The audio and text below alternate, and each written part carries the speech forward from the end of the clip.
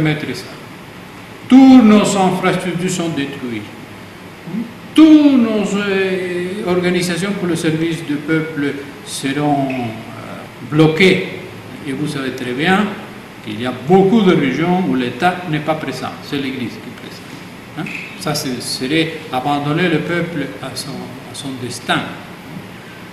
Ce n'est pas acceptable, directement. Je dis à tout le monde, l'essentiel ne sera pas passif. Pour le moment, notre rôle est d'aider la communauté internationale dans cet effort pour reporter tout le monde à la négociation politique. Que j'insiste, ce n'est pas seulement ce que se passe dans l'hôtel Béatrice, c'est tout ce qui se passe dans le contexte du pays, les échanges formels et informels qu'il y en a. Étienne Tshisekedi a dit clairement qu'il n'est pas contre le dialogue, qu'il va aller au dialogue, mais il exige certaines conditions du dialogue. On peut le critiquer, on peut ne pas être d'accord, mais il a réaffirmé qu'il n'est pas contraire aux négociations politiques. Et la majorité, depuis longtemps, a essayé de reporter Étienne Tshisekedi en dialogue. Moi-même, je dis à Dem Konjon, à un certain moment, sans Étienne Tshisekedi, il n'y a pas de dialogue représentatif dans le pays. Ça, c'est une réalité. Mais on ne peut pas forcer Étienne Tshisekedi à participer s'il pense qu'ils ne sont pas donné les conditions. Jusqu'à ce moment, ce que je peux dire, c'est qu'on est en contact même avec lui. Les évêques sont en contact avec Tshisekedi. On veut seulement plus de transparence dans les contacts. La même chose avec le président de la République. À ce point, les conseillers du président ne sont pas suffisants. On les a déjà contactés. Maintenant, on veut savoir qu'est-ce que le président dit. C'est assez clair. Et je pense qu'on ne peut pas négliger Moïse Katumbi. Parce que, d'abord, Étienne Tshisekedi a embrassé sa protection, on peut dire. Alors, je dis au président de l'ISASU qu'on doit désarmer la bombe à retardement que Moïse Katumbi. Et pour ça, il y a des mesures que le gouvernement peut prendre. Il n'y a aucune raison pour laquelle il ne peut pas être présent à Kinshasa.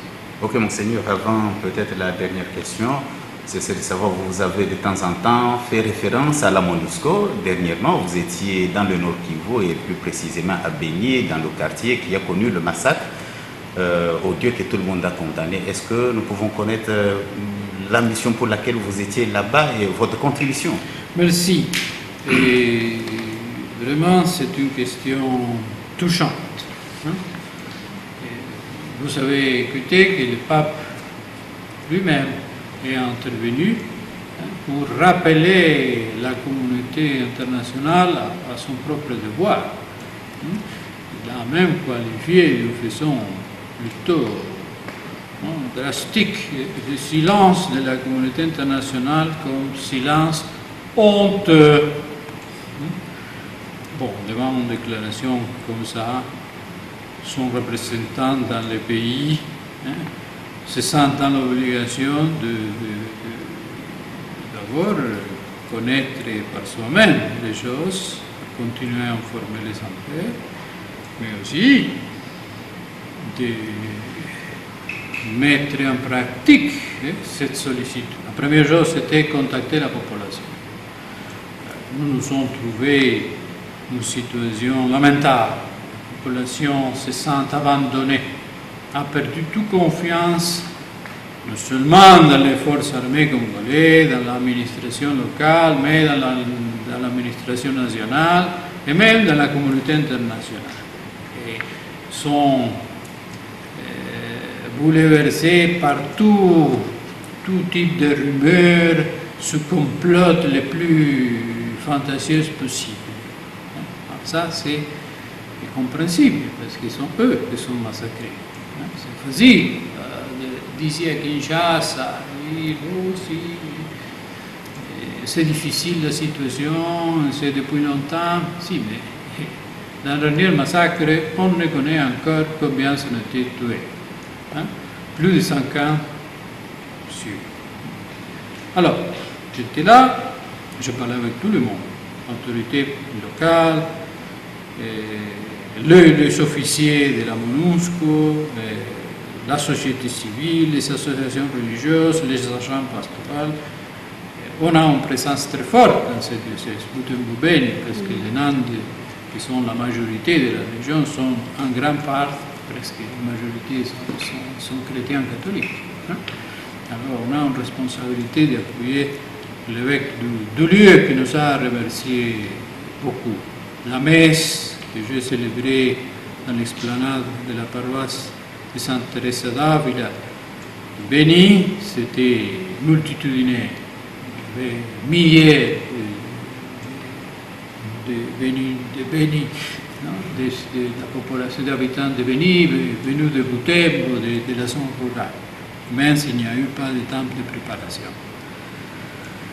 J'ai visité le lieu de massacre pour prier pour les victimes, parce que je considérais aussi qu'un des éléments qui a provoqué la rébellion de la population, c'était la manquance de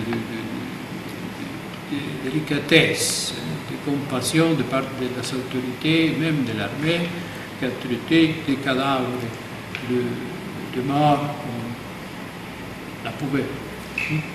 Pardonnez-moi l'expression. Hein? Ça, à l'heure. Bon, on a rendu hommage aux tombés dans les champs de massacre. Et bien, évidemment, même le président Denis Sassou, qui est un bon politicien, a compris que Beni, il y en a une avant et une après. Après le massacre de août, Beni est dans toutes les chancelleries internationales. Et je peux vous assurer que le pape ne démorde pas. Quand elle fixe un objectif, c'est clair. Je n'ai pas besoin des instructions pour comprendre sa position. Ce n'était pas moi qui ai demandé à lui d'intervenir, c'est lui qui a décidé. Il a lu mes rapports, évidemment, hein, mais c'est lui qui a... Et je n'ai pas besoin d'instructions pour savoir ce que je dois faire. Comme je dis, même là,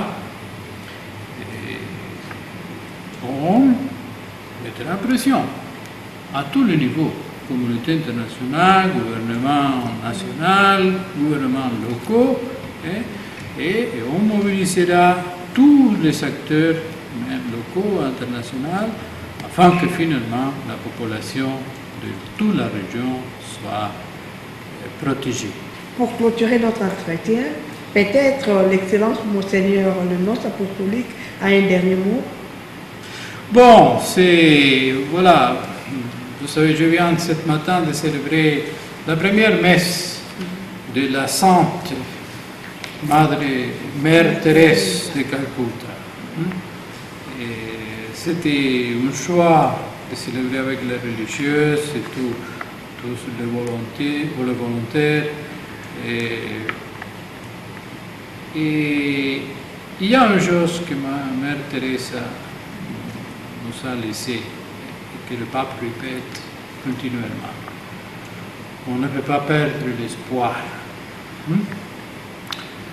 Si Dieu ne nous laisse jamais seuls. Et la force de l'amour de Christ a une puissance énorme. Alors, pour nous, que quelquefois nous laissons prendre l'angoisse ici, le pessimisme, est un message important. On ne répond pas au mal avec le mal, à la violence avec la violence, et on essaye toujours de faire triompher la force positive de l'amour partout, dans les choses petites comme Mère Thérèse, le contact immédiat avec les démunis, les abandonnés, mais aussi les grandes choses, cette grande question institutionnelle de faire fonctionner la démocratie congolaise. Pas tout est perdu. On est en train de la faire fonctionner. Même la discussion, le dialogue est un exemple. Dans d'autres pays, même voisins, le gouvernement a imposé. Pas en Congo. Il y a plus de liberté en RDC qu'en beaucoup de pays voisins. Seulement qu'il faut la faire fonctionner bien pour qu'elle ne se limite exclusivement à la lutte du pouvoir, ou à la répartition du pouvoir, ou les procédures démocratiques. Il faut mettre l'État congolais au service du peuple. Il y a une crise économique importante qui s'est importée en grande part, mais qui a mis en évidence que l'État congolais doit faire mieux. On ne peut pas dépendre seulement du prix du minéral pour avoir un budget suffisant pour payer les salaires. Il faut mobiliser toutes les énergies du pays.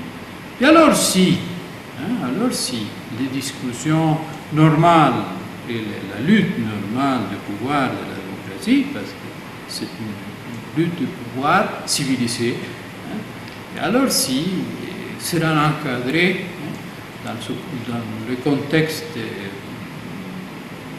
positif, toujours au service du peuple. Je répète toujours ce que nous a enseigné nos professeurs de droit constitutionnel, je suis juriste.